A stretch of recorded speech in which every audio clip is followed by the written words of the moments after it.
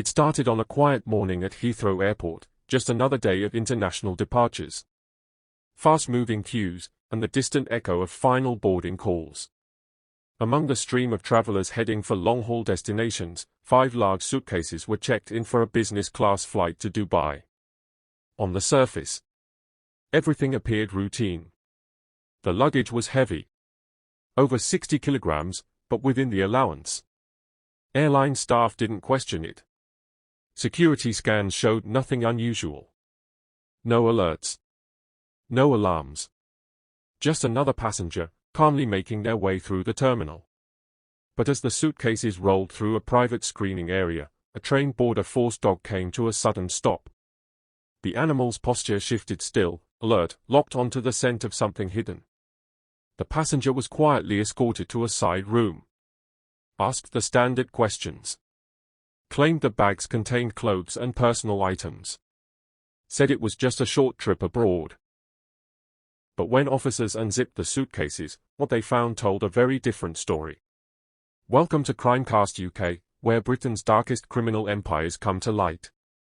If you're drawn to the stories buried beneath the surface, take a moment to like, subscribe, and turn on the notification bell, so you never miss any UK stories lurking beneath the surface. The network that began to unravel at Heathrow didn't start with violence or threats. It started with one man, one passport, and a quiet understanding of how the system worked. Abdullah Alfalasi was not a name known to law enforcement. Born into a respected family in Dubai, he had no criminal record, no history of involvement with organized crime, and no reason to raise suspicion. On paper, he was legitimate, educated, well-connected, and completely under the radar. But on New Year's Day 2020, Alfalasi boarded a flight from Heathrow to Dubai with 11 large suitcases. Inside them was just under £700,000 in cash. He declared the money to customs upon arrival, keeping just within the legal limits in the UAE. It was the first known run. And it worked. That journey marked the beginning of something much larger. Alfalasi registered a company in Dubai, Omnivest Gold Trading. On the surface, it looked like a legitimate import-export business. In reality, it would become the front used to justify the transport of millions in illicit funds. There are no systematic searches for undeclared money. Airport scanners are designed to detect explosives, weapons, and drugs, not banknotes. And that was the loophole. Criminal groups in the UK, particularly those involved in drug trafficking, had large volumes of cash but no clean way to move it abroad. Traditional laundering methods were slow and risky. Alfalasi offered something faster, physical transportation by air, masked under the guise of legitimate business. There were no headlines. No surveillance. No street-level violence. Just cash. Quietly leaving the country in suitcase after suitcase. Alfalasi's goal wasn't fame or recognition. He didn't flash wealth on social media or run with high-profile associates. He kept a clean passport, maintained his distance, and let others do the lifting. Behind the curtain, he was building one of the most efficient underground banking systems the UK had ever seen. And no one even knew his name. After that first successful run in January 2020, Abdullah Alfalasi didn't stop. Over the next several months, he personally boarded flight after flight. 10 in total, moving an estimated £6 million in cash out of the United Kingdom. Each journey followed a careful pattern. Business class tickets, booked by Alfalasi himself, allowed for a generous luggage allowance, up to 4 large suitcases per passenger. The cash was divided, packed, and sealed with precision. Every step of the process was designed to avoid scrutiny. For each transfer, he charged a fee. Typically around 10% of the total sum. And in return, clients received a full-service operation. From packaging and transportation to laundering the money upon arrival, everything was managed quietly and efficiently. But as the demand grew, so did the risk. The operation was getting too large for one man to handle alone. That's when Alfalasi stepped back, and someone else stepped in. Michelle Clark, a British national based in Dubai, began taking over key responsibilities within the network. She was not just a participant, she was central to its expansion. Clark helped recruit couriers, coordinated their travel, and managed communication through encrypted messaging apps. Flights were still booked by Alfalasi. The same company, Omnivest Gold Trading, was used to produce forged documents, including authorization letters that couriers would carry in case they were stopped. The system was now fully operational. Couriers were vetted and briefed. Every detail was pre-arranged. Flight numbers, baggage limits, cover stories. It was a courier pipeline disguised as business travel. And it was moving millions. By mid-2020, the system had grown beyond anything authorities had anticipated. What began as a one-man operation evolved into a well-structured courier network, orchestrated from thousands of miles away. Michelle Clark, working from Dubai, took the reins. A former executive assistant for Sky TV, she had no criminal background and no obvious reason to attract suspicion. But behind the scenes, she was the network's organizer, selecting couriers, managing logistics, and overseeing each step of the process through encrypted messaging platforms. Communication was strictly controlled. Couriers were added to private group chats. Burner phones were required. Each courier was instructed to buy a pay-as-you-go mobile, used only for the duration of the trip. Once the flight back to the UK was completed, the phone was wiped and discarded. The operation offered tempting incentives, thousands of pounds per trip, business-class flights, and luxury stays in Dubai. Most of the couriers had no criminal history. They weren't hardened traffickers or courier smugglers. They were professionals, influencers, models, people who could blend in. The network was operating at full capacity. Authorities later confirmed that 43 separate flights had been used to transport over £100 million in cash, packed into at least 83 suitcases. And for a while, it worked. Couriers flew in and out of the UK with no resistance. Letters on Omnivest Gold Trading letterhead claimed they were authorized to carry company funds. Border checks were minimal. The cash moved without a trace. But then, one suitcase didn't arrive. £431,000 vanished in transit. And with it, the illusion of control. By late 2020, the network was operating with precision. Behind the airport check-ins and flight bookings was a complex chain of silent logistics, spread across London and Dubai. In the UK, private flats were rented out not to be lived in, but to serve a singular purpose, processing cash. These were not homes. They had no beds, no decor, and no distractions. Just folding tables, digital scales, vacuum sealers, and rows of open suitcases. The packing process was mechanical. Banknotes, mostly £20 and £50 denominations, were counted, bundled, and tightly compressed. Each suitcase carried close to £500,000. To mask the scent, the cash bricks were layered with coffee grounds, fresheners, and dryer sheets. Clothes and toiletries were packed on top, completing the illusion of a legitimate traveller. From London, the cash moved swiftly through Heathrow and other major UK airports. On arrival in Dubai, the couriers weren't stopped. Instead, they presented forged documents, letters printed on Omnivest Gold Trading letterhead, stamped, signed, and claiming that the individual was an authorized company cash transporter.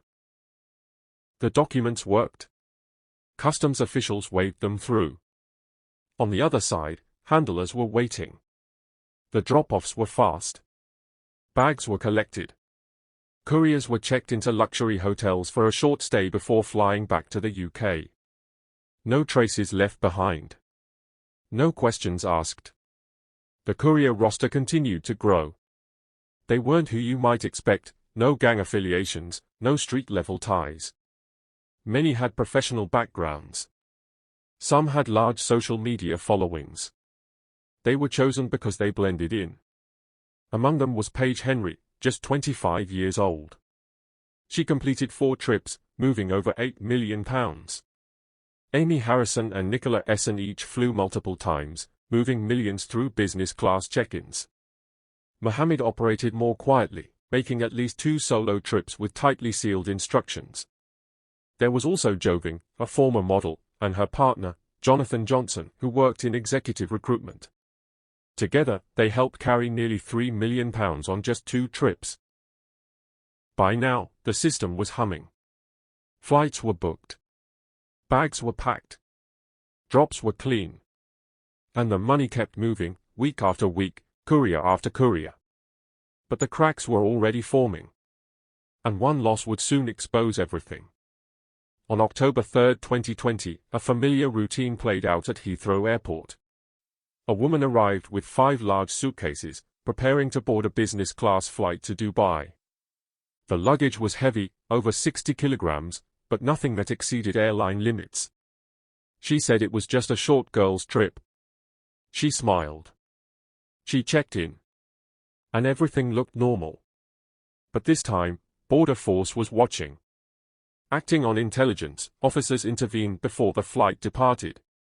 One of their trained detection dogs had already picked up the scent. The passenger was taken aside. The bags were opened. And inside, £1.9 million in vacuum-sealed cash, wrapped in plastic, masked with coffee, and packed tight beneath layers of clothing. It wasn't just the cash that raised red flags.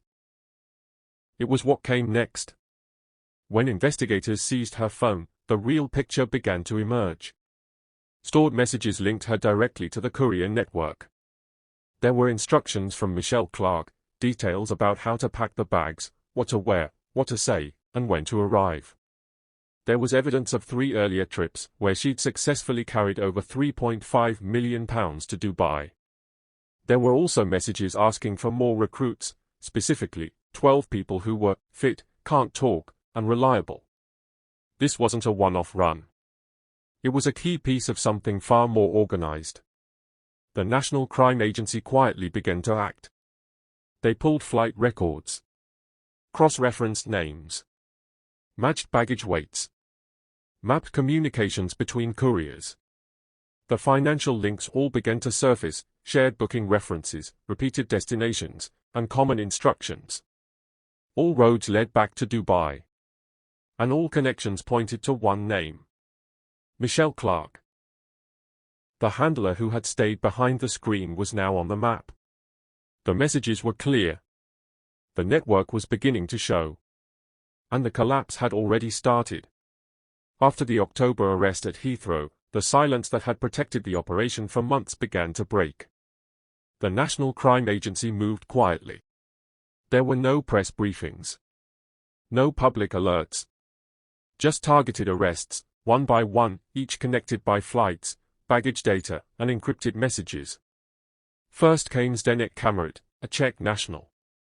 He was stopped at Heathrow carrying £1.3 million, packed and concealed in the exact same method: coffee grounds, vacuum seals, and forged paperwork from Omnivest Gold Trading. The pattern was identical. Then, in March 2022, 2 more names were flagged: Joe Larvin and Jonathan Johnson. The pair had flown out of Manchester Airport twice in 2020, smuggling close to £5 million.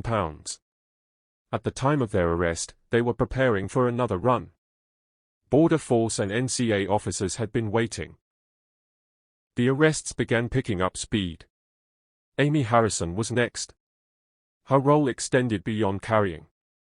She'd flown 3 times, helped with bookings, and had moved over £6 million herself. Then came Beatrice Otti, identified not just as a courier, but as a coordinator. She had assisted in arranging at least 16 separate trips while completing multiple herself. Nicola Essen was older and more discreet, 56 years old, with little digital presence. But she had flown 3 times, transporting a total of 19 suitcases. Investigators tied her to at least £6.5 million in illicit funds. And then there was Mohammed Ilas. He had flown under the radar until one of his bags went missing in transit. When it resurfaced, still sealed, still containing £431,000, he was flagged. By the time he returned to the UK, Border Force officers were waiting. He was arrested on arrival. The pattern was unmistakable. Each case involved the same forged authorization letters. The same credit card was used to book the flights. The same encrypted messaging platforms showed repeated instructions from the same Dubai-based handlers. But the man at the top, Abdullah Alfalasi, remained out of reach. He hadn't returned to the UK. He hadn't used his real name to travel. And in Dubai, extradition wasn't an option. The network was unraveling. The couriers had been caught. The logistics had been exposed. But the architect was still free. In December 2021, more than a year after the network first came under suspicion, the man at the center of it all made a move no one expected. Abdullah Alfalasi flew to London with his wife and children. There were no disguises. No aliases. He stayed in a luxury apartment in Belgravia, reportedly owned by his in-laws. To the public, it looked like a family visit. But to the National Crime Agency, it was the moment they had been waiting for. They moved in quietly, no media, no headlines. 3 phones were seized from Alfalasi. Inside them were the final pieces investigators needed. Scanned passports of couriers, suitcase packing lists, full itineraries, and messages detailing logistics. It confirmed what the NCA already suspected: Alfalasi wasn't just involved. He was orchestrating the entire operation. In 2022, he appeared at Alworth Crown Court. He pleaded guilty to removing criminal property from the UK, more than £100 million laundered through his network. The sentence, 9 years and 7 months in prison. A confiscation order followed. Among the assets seized were 3 Rolex watches, a Mercedes G63, and a Ford pickup. In total, £2.5 million in property was recovered. The sentences didn't stop there. Zenek Kamarit received 2 years and 10 months. Beatrice Otti, more deeply embedded in the system, was handed a 42-month prison term. Others, including Joe Larvin, Jonathan Johnson, Amy Harrison, and Nicola Essen, received suspended sentences after entering guilty pleas and cooperating with investigators. But one name remains unresolved: Michelle Clark. The recruiter. The coordinator. The handler. She hasn't left the United Arab Emirates since late 2020. Still barred from travel. Still under investigation. And still wanted by UK authorities. The case closed a chapter on one of the UK's most advanced physical money laundering operations, exposing how over £100 million moved through airports unnoticed. No violence. No drugs. Just suitcases, silence, and a system built to disappear. Abdullah Alfalasi built one of the UK's most effective laundering systems, without ever stepping into the shadows. No street wars. No turf battles. Just flight bookings, forged letters, and a revolving door of trusted couriers pushing millions through airport terminals in plain sight. But every system has a weakness. And all it took was one suitcase, one dog, and one arrest to bring the entire operation down. What do you think? Was justice served?